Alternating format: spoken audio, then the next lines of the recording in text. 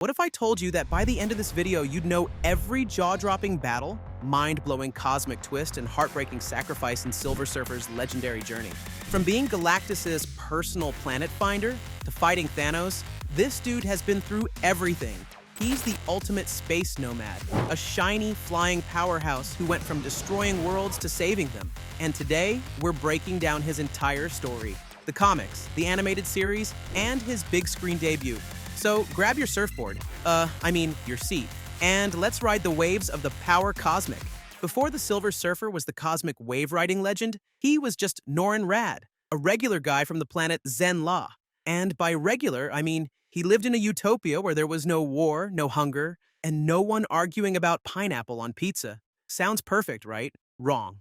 Norrin had one big problem. He was bored out of his mind. While everyone else enjoyed their peaceful paradise, he dreamed of the stars, craving adventure beyond his perfect little planet. But, as fate would have it, adventure wasn't just knocking, it was barreling towards Zen-La in the form of a giant, world-eating space god. Enter Galactus, the original intergalactic food critic. He doesn't do restaurant reviews, and no, he eats planets. Literally. And guess whose home was next on the menu? With Zen-La seconds away from becoming a cosmic snack, Norrin does the unthinkable. He bargains with Galactus. He offers himself as a herald, promising to find other planets for Galactus to consume if he spares his home. Galactus, being a massive cosmic entity with a very limited moral compass, agrees. But there's a catch. He doesn't just hand Norrin a space map and say, "Go." Nope. He rebuilds him. Boom, Norrin Radd is gone. In his place, a silver-skinned, cosmic-powered, intergalactic surfboard-riding being. That's right, folks. He's not just shiny. He's got the power cosmic, granting him super strength, energy blasts, and faster-than-light travel. His mission? Find planets with enough energy to satisfy Galactus's endless hunger. His one rule? No planets with sentient life. Simple enough, until things get messy. Hold up, Galactus isn't the only one hungry. This channel is starving for 1,000 subs. If you're loving the story so far, make sure to subscribe and be part of this epic Marvel journey. Now back to Silver Surfer's biggest betrayal. For a while, Silver Surfer does his job, gliding across the universe, searching for planets for Galactus to chow down on. He's like a real estate agent, but instead of selling homes, he's handing over entire worlds for destruction. But here's the thing. Galactus doesn't do special requests. No 5-star menus, no hold the sentient life. If a planet is rich in energy, it's going in the cosmic blender. And that's exactly the problem when Silver Surfer leads him to Earth. Surfer figures, hey, it's just another planet. But when he gets closer, something changes. This place is different. The people, their courage, their resistance, something about them shakes him to his core. And when he meets Alicia Masters, a blind sculptor who treats him like an actual person instead of a cosmic tool, his suppressed memories and emotions start creeping back. So, when the Fantastic Four step up to defend Earth, Surfer hesitates. He realizes he can't keep being Galactus's errand boy.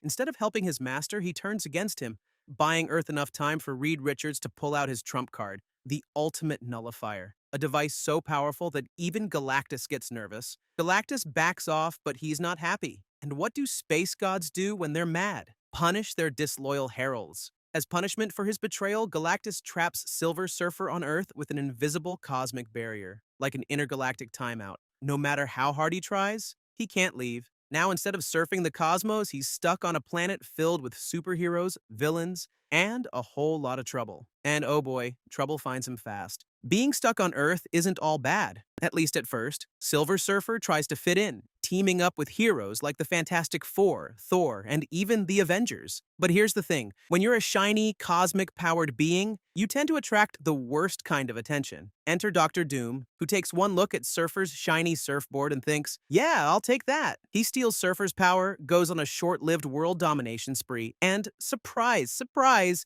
gets defeated when Surfer takes his board back. Classic Doom. And just when things settle down, Surfer's real problems arrive. You know who's really interested in the power cosmic?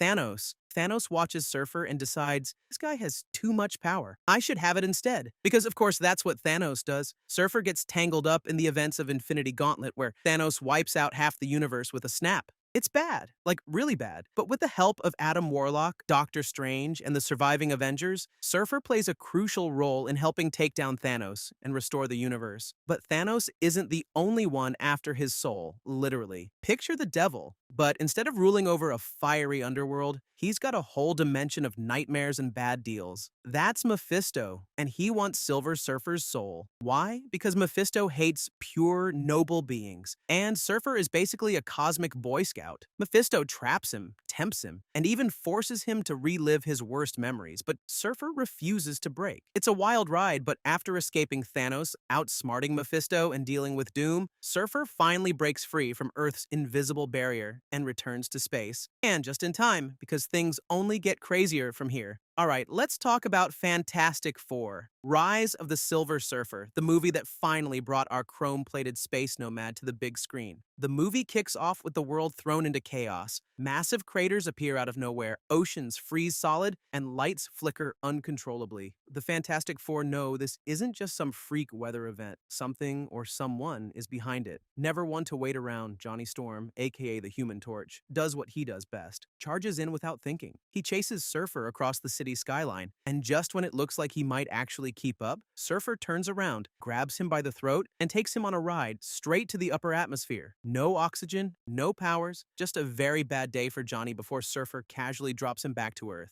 That's when Reed Richards figures out the real problem. Surfer isn't just sightseeing. Wherever he goes, Galactus follows. And when Galactus shows up, planets die. The government, in their usual let's make things worse strategy, capture Surfer and separate him from his board. But without it, he's just Norrin Rad again, weakened, powerless, and questioning everything. Of course, this is when Dr. Doom decides to steal the board, because if there's one thing Doom does well, it's making bad decisions. He harnesses its power, goes on another world domination rampage, and the Fantastic Four have to step in and stop him. Again. But none of that matters because the real threat is still coming. Galactus. Now in the comics, Galactus is a towering cosmic god who devours planets. But in this movie, he's a big, swirling space cloud, which is a choice. Still, Surfer isn't about to let his old boss destroy another world. Reunited with his board and his full power, he flies straight into Galactus, unleashing a cosmic blast so massive that it seemingly vaporizes them both. The world is saved, but Surfer, gone. Or is he? In the post-credits scene, we see his lifeless body floating in space until his eyes suddenly open. Because if there's one thing we know about Silver Surfer, he never stays down for long. Now, we all know how Infinity Gauntlet played out.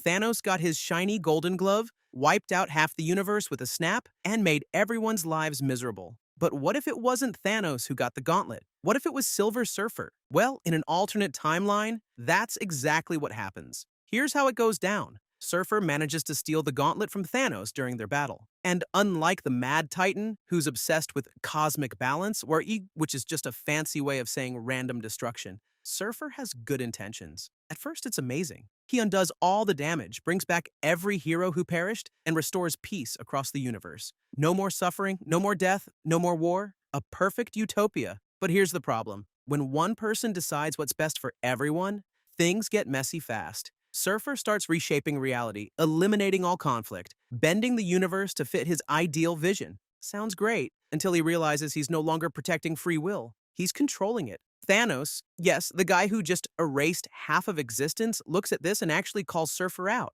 saying he's the one who's unworthy of ultimate power. Even Adam Warlock, the usual voice of reason, warns that he's gone too far. But it takes one final moment for Silver Surfer to see what he's become. When Mephisto refuses to change his ways, Surfer obliterates him without hesitation. Just like that. No second chances, no mercy. He's crossed the line. Realizing the gauntlet has corrupted him, he does the unthinkable. He erases himself from existence to restore balance. And just like that, Silver Surfer is gone. The universe is safe, but it cost him everything. A hero to the very end. You'd think after fighting Galactus, Thanos, and an actual devil, Silver Surfer would finally get a break. Nope. Because in one of the wildest Marvel storylines ever, he ditches the whole shiny, noble hero thing and becomes a cosmic warrior wielding Thor's hammer. Yeah, you heard that right. Silver Surfer with Mjolnir.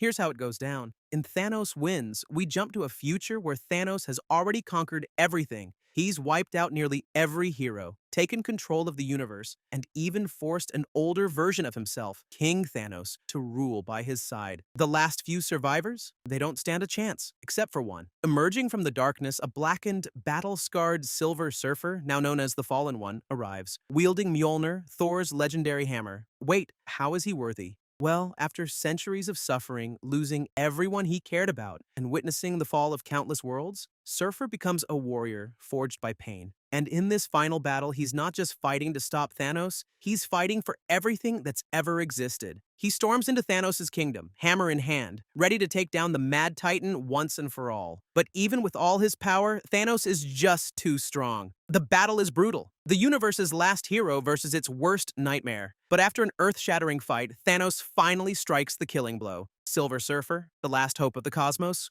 falls. And with him, any chance of stopping Thanos dies too. The Mad Titan stands victorious, the universe forever lost to darkness. And that's it. The entire journey of the Silver Surfer. If you like this video, hit that subscribe button and drop a like. More epic Marvel stories are on the way, and you won't want to miss them. See you in the next one.